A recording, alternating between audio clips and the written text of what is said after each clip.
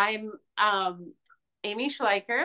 I have been a freelance translator since 2009. Before that, I worked as a project manager in the translation industry.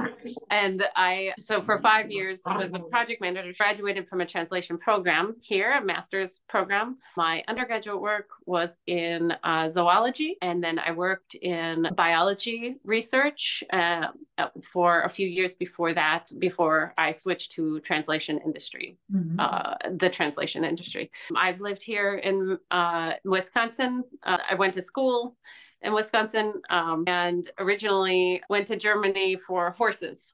So I am a horse person, and I wanted to go to the heartland of dressage. And so I took a break in college and went to Germany, and that's where I really became at home in the language. So I was took German in school, and then it wasn't until I went and lived there that I felt truly at home in the language. That's one of the reasons that I became a translator, is because I wanted to be able to share the things between the cultures that I really loved. So I've been working, I specialize in medical, pharmaceutical, clinical trials, quality management in particular. So that's what I've done, really focused on in the last 10 years or so. Was war denn dein Beweggrund? Warum bist du Übersetzerin geworden? Warum wolltest du noch diesen Beruf machen? Was gefällt dir am Beruf des Übersetzers? Ich finde es immer ein Rätsel, also ein Worträtsel, die richtigen Wörter zu finden. Und ich finde es immer interessant, einen Hinblick in andere Welten zu haben. Also in der Geschäft, in Medizin, es gibt einen Einblick ins Leben in andere Welten. Ich finde es sehr interessant. I'm a person who's very curious. I find it always interesting to learn, if nothing else, how people discuss what's important to them, how people discuss things, what the words people use to describe things. And I find it a challenge. There's always some research involved, so you're always learning something new every day when you work on these things. Wie schaut dein Tag aus zum Beispiel? Arbeitest du Vollzeit oder wie viele Stunden am Tag? Hast du da irgendwie neben deiner Ranch oder neben deinem Hof, den du hast, da habt ihr sicher auch so viel Arbeit mit den Tieren und so. Wie teilst du dir deinen Tag ein, zum Beispiel als Übersetzerin? Also mit den Tieren ist es immer tägliche Arbeit, also morgen, Abend und dann bei der Saison. Aber ich arbeite im Morgen und am Abend. Und ich habe auch 2 Kinder. Und dann, also ich arbeite zu Hause und dann, das klappt ganz gut, weil ich hin und her gehen kann und dann zurück zum Arbeit kommen darf. So, das hat gut geklappt. Wie empfindest du es, für alle Sprachen zu arbeiten? Ich finde es ganz gut. Ich merke, dass die Büro ganz gut organisiert ist und die Projekte interessant sind und alles läuft ganz schön. So, das merke ich schon. Die Leute arbeiten sehr gut zusammen und das finde ich sehr schön, sehr professionell. Und I'll switch to English. I feel like the project managers are well prepared. You're communicating well, thorough.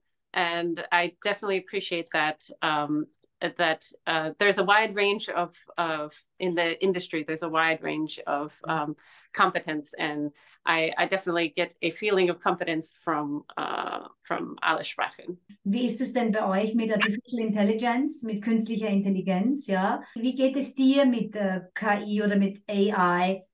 Personally, do you use it? Or ist das in deinem Arbeitsumfeld? Ist das für dich hilfreich oder wie? Personally, I haven't started using like the GPT sort of things. I've been following with interest how things are coming. You know, we've had the neural language Yes. machine translation for a long time now, and so I definitely see the power in it.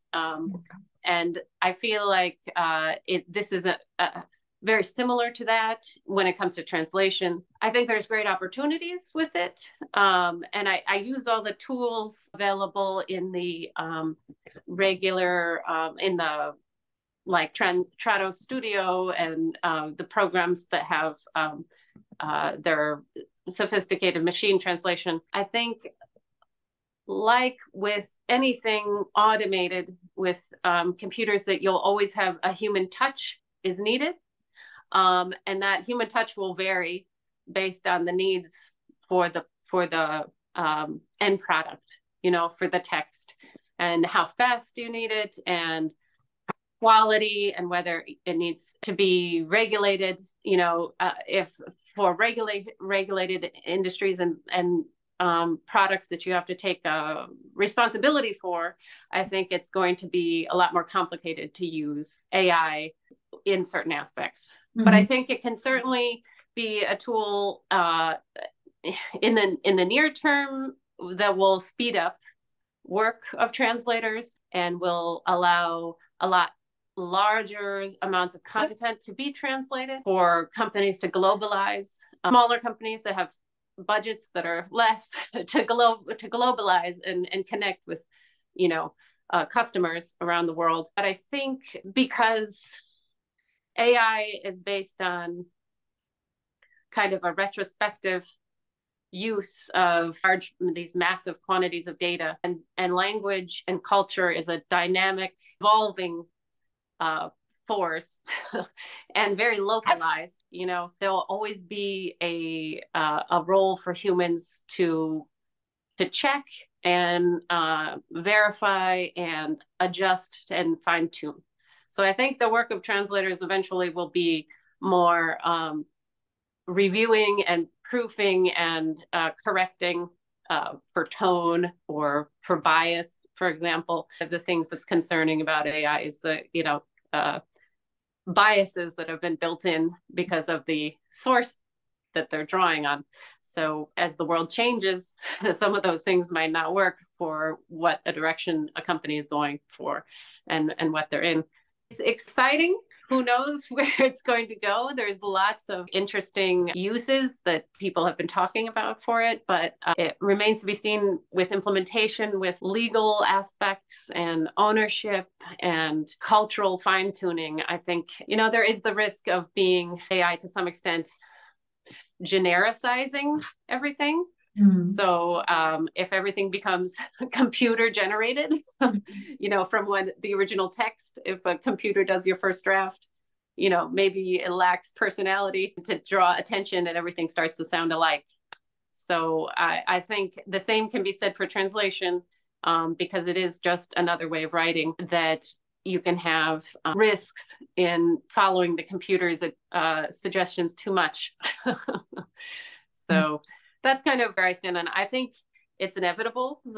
As a tool, it can really increase efficiency, but we have to have some safeguards in place to ensure the message is coming across the right way. Hast du das Gefühl, dass in Amerika, ja, wo du lebst, das besser geregelt ist? Weil wir haben hier in Österreich keine Möglichkeit, noch keine Regeln, die das irgendwie so jetzt einschränken würden. Gibt es bei euch da bessere Regulativen? Noch nicht.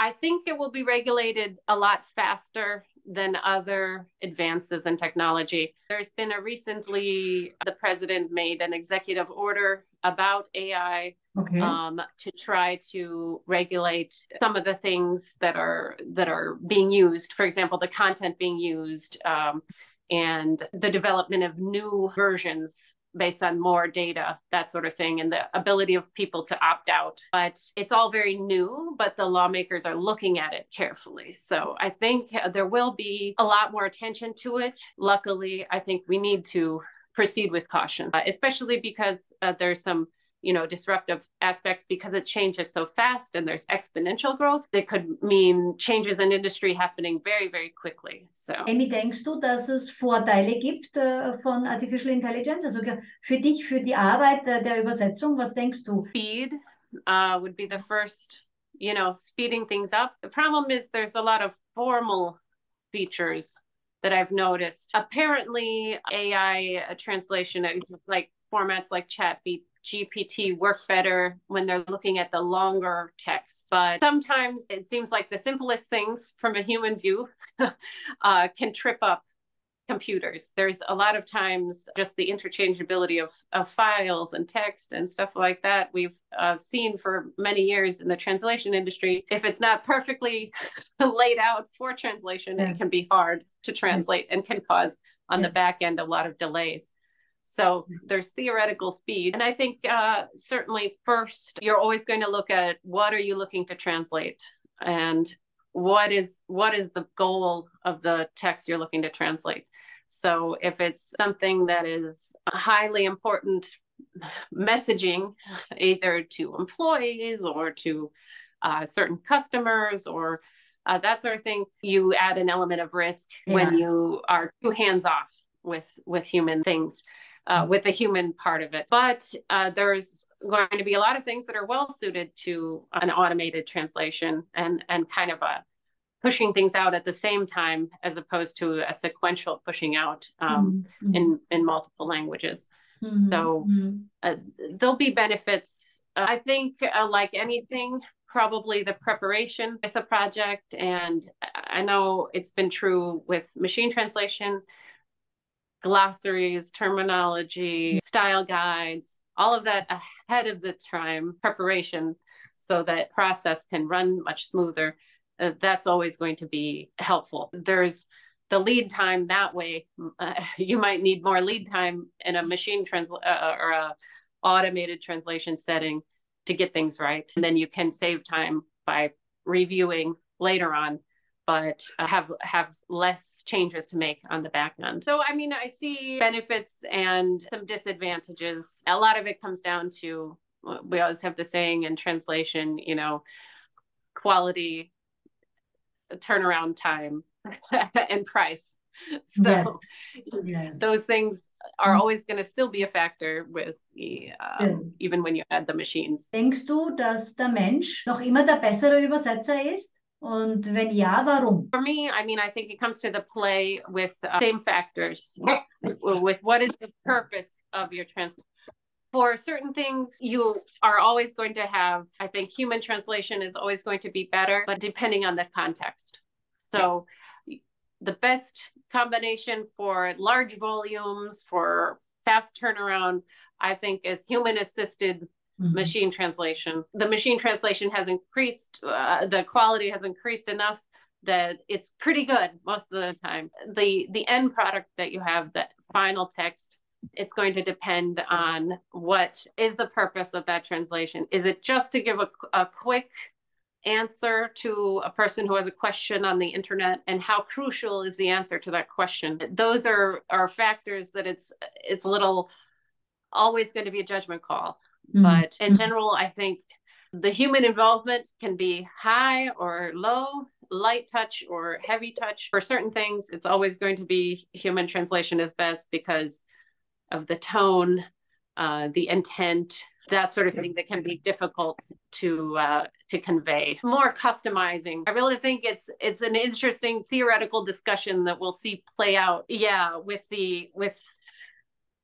if lots and lots of computers are writing lots of content back and forth, does everything start to sound the same? So will that make the voice of someone being more interesting much more important? Something stands out from the crowd. Yes. So. Und das wird wichtig sein, wenn ein Unternehmen erfolgreich sein möchte, ja, und sich positionieren, dann wird es wichtig sein, den Ton zu treffen, die Terminologie, die Emotion, ja, auch die Emotion rüberzubringen. Und wenn alle Texte dann gleich klingen, wie du sagst, dann ist es kein Vorteil für die Firmen auch nicht. Und dann Amy, was denkst du? Wie sieht denn die Zukunft aus von uns Übersetzern? Well, I used to teach a translation memory computer course at the university. We always said there's a future that I don't think computers and computing will replace translators, but translators who work with computers and are open to working with the new technology as well, that is the direction of the future. That if you stick always with the old way, eventually it'll be cycled out. You know, I think there'll be an increase in the amount of work of content being translated back and forth. And I think the role of the human involved will change a little bit from the direct handling of the words into more reviewing and verifying and checking for compliance and that sort of thing, and being the cultural expert, you know, for the target group. So years ago is, you know, in the single digits in terms of the percent of content actually being translated in the world. Yes. So if this increases, there's still a transition coming for the industry, whatever that looks like. The translation industry has been working this way, you know, with computers integrating human and hybrid processes with computing for a long time. We're kind of well positioned to take next steps, you know, with online systems of handing work back and forth. And I think the parallel production will be interesting, you know, to produce multilingual versions at the same time or quicker. Wie ist es bei euch? Wie lebt man miteinander? Gibt es kulturelle so Missverständnisse oder Besonderheiten in der Region, wo du bist? Kannst du uns ein bisschen was von der Region erzählen, wo du lebst und wie es dort so ist mit anderen Menschen und mit der Kultur? It's interesting. I live in the Midwest. So we have the Midwest nice, where you have a lot of, it's interesting from a cultural perspective. One of the things we laugh about sometimes is there's like Midwest goodbyes, you know, and it's like very long process of saying, oh, well, look at the time, and oh, I think I need to go. And so you can have a process of where you start saying goodbye, but it takes half an hour to actually get out the door. Really? That sort of thing. Oh my yeah, God. It's funny. It's a cultural thing, I think. When we have any interaction with a farmer, we have I got to go to the farmer and drop off payment for the farmer. And, you know, that's going to take you 45 minutes to drop off the check. You have to factor in time for the chit chat. Amy, do you have a recipe, or do you have a meal or something that you like, that you prefer, that it's a part of your culture? I'm a big gardener. So I have a big garden and I grow lots of vegetables. So one of our favorites things to make is kale chips.